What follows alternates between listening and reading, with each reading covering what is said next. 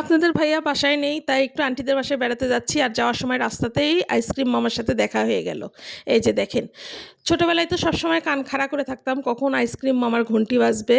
Ice cream মামা আসলেই যে দৌড়ে যেয়ে আইসক্রিম খেতাম কিনে, খুব ভাল লাগতো। আজকে সে কথাটাই মনে হলো। যাই হোক, এই যে আইসক্রিম মামা এখানে দুই ধরনের আইসক্রিম এনেছে, নারকেলি আইসক্রিম আর দুধমালাই আইসক্রিম।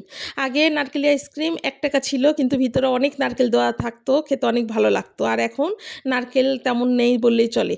আসলে নারকেলের যে দাম কিভাবে ওনারা দিবে বলেন, দিয়ে তো পোষাইতে পারবে না। যাই হোক, আমরা এখন এই যে গাছের ছায়ায় দাঁড়িয়ে একটু আইসক্রিম খাচ্ছি আর চারপাশে দেখছি। এত ভালো লাগছে চারপাশটা, দেখেন সবুজে ঘেরা চারিদিকে। সেজন্য একটু এই যে ভিডিও করে নিলাম, খুবই ভালো লাগলো।